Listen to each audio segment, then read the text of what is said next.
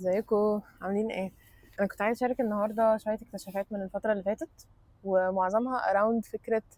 أم، لما نكون مش في احسن حالاتنا او لما نكون محتاجين نريح شويه منهم ليهم علاقه بالراحه واحنا بنعامل جسمنا ازاي وبناخد بالنا من صحتنا ازاي. بس كنت عايزه ابدا بالتانية اللي هي ليها علاقه بليه احنا في العلاقات المهمه في حياتنا، وقدر ده صداقه مثلا انتي واعز صديقه عندك او انتي وشريك حياتك. دي من اهم الحاجات اللي نعملها، ان احنا نشارك اوحش حاجات فينا او مشاكلنا او الحاجات اللي مش متمنتجه في حياتنا معاهم.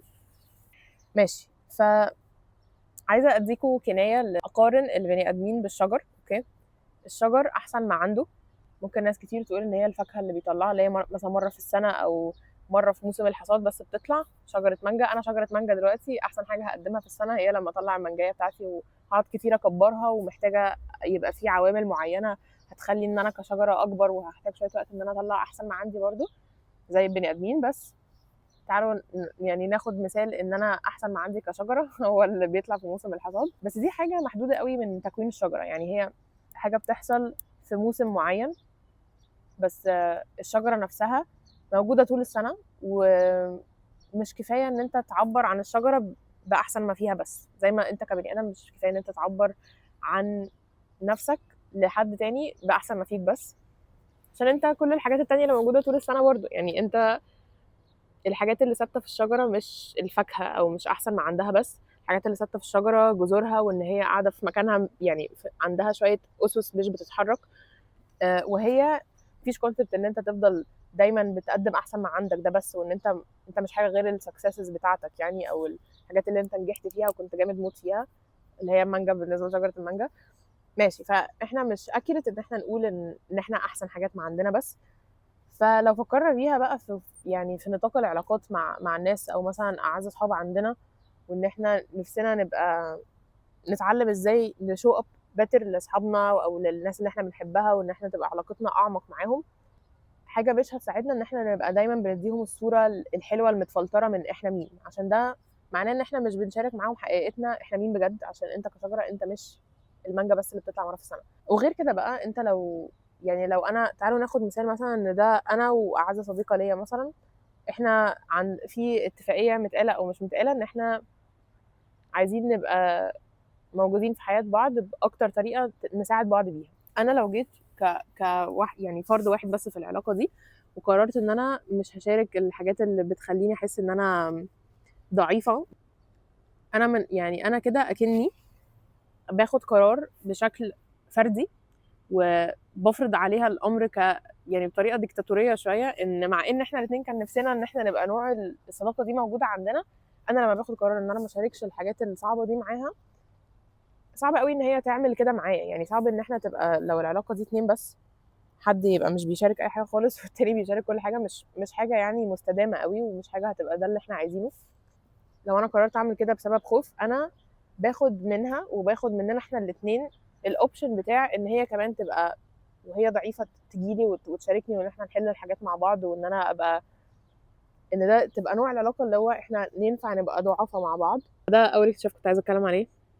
بمناسبه بقى ان احنا مش دايما هنبقى في احسن حالاتنا، حاجه ريليتد شويه للموضوع ده. ففي حاجتين كنت بفكر فيهم في الموضوع ده تقريبا بسبب ان انا عييت الاسبوع اللي فات، فقعدت افكر هو كان عادي برد عادي يعني، بس حبيت اوفر ثينك واشارككم الاوفر ثينكينج ده. بس احنا لما فكرت فيها بصراحه يعني الحمد لله احنا عندنا حاجات كتير قوي في صحتنا مش بنديها بجد الابريشيشن الكافي ليها، وبالتالي ان ممكن يبقى كذا حد عارف الاحساس ده، اللي هو عارفين لما تعيوا وبعدين تكتشفوا ان قد ايه هي حاجه تحفه ان انا ابقى عارفه اتنفس من غير ما ابقى مناخيري مسدوده، او ان انت عارف تنام من غير ما تفكر في انت بتتنفس ازاي. حاجات بجد ممكن، او ان انت مش سخن جسمك مش مكسر، او بتخليك تاخد بالك من قد ايه الصحه دي حاجه اللي هو يا لهوي دي حاجه وهميه، ان انا معظم الايام في السنه ببقى تمام اصلا يعني.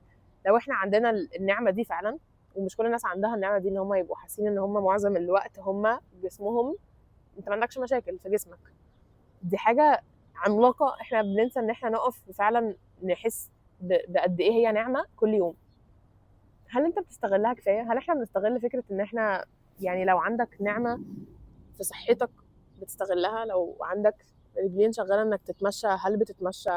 هل فعلا بنوريها قد ايه هي فارقالنا. يعني انا لو عينيا فهماني دلوقتي، هل انا بوريها قد ايه انا ممتنه ليها ان انا ممكن ابص على حاجات حلوه بسببها، او ان انا بوداني دي اعرف اسمع حاجات تبسطني، او ان انا حاسه ان احنا مش بنوري الحواس بتاعتنا والحاجات اللي احنا فعلا جسمنا بيقدمها لنا، مش بنوريها appreciation كافي. فكرة برضو ان احنا نوري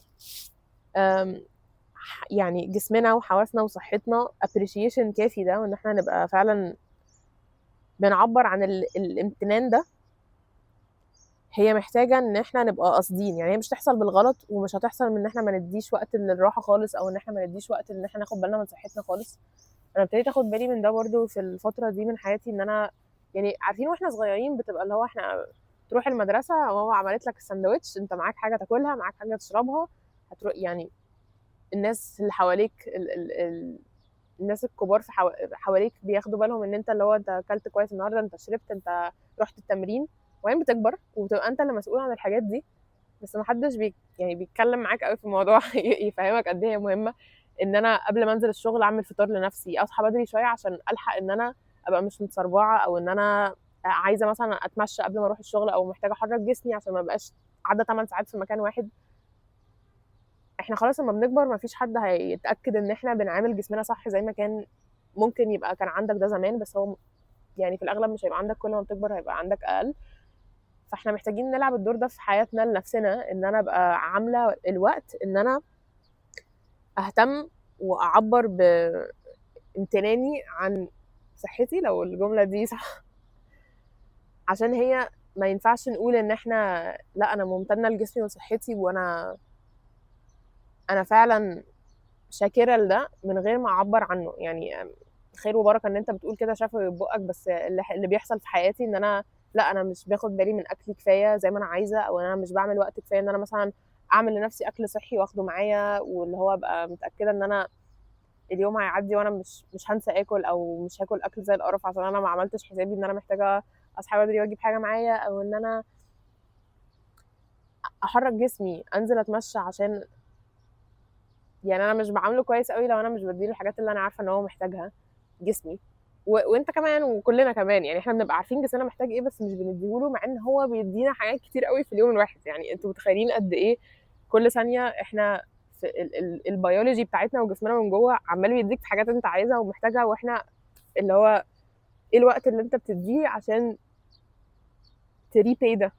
يعني محدود جدا بجد، محدود جدا، وبننساه، وبننسى ان احنا اللي محتاجين نعمل الوقت ده اصلا عشان نعبر فيه ان احنا متشكرين للي ربنا رزقنا بيه ده كله بطرق مختلفة. ف فتيك ذس از ريمايندر، يعني ان الصحة دي بجد حاجة underrated جدا، وان احنا زي ما هي بتعاملنا كويس وبتدينا حاجات كتير قوي في اليوم الواحد، ده يستاهل ان انا اصحى نص ساعة بدري واعمل اكل كويس اخده معاه الشغل عشان اديله وقت زي ما هو بيديني وقت. يعني زي ما كل الحاجات اللي بتحصل جوايا دي بتعبر عن اهتمامها، وربنا بيعبر عن اهتمامه بينا من خلال كل الحاجات اللي احنا النعم اللي عندنا دي. يعني ليه انا ما اعبرش عن اهتمامي وان انا ممتنه للحاجات دي، ان انا اديها هي كمان وقت، واديها هي كمان طاقه، ان انا اتليست افكر فيها واعمل لها حاجه، اعمل اللي انا اقدر اعمله بيهم لكل الحاجات اللي بتشتغل جوه جسمي دي، اللي انا مش عارفه اصلا هي بتعمل ايه ولا شغاله ازاي. it deserves a moment of appreciation يعني اظن.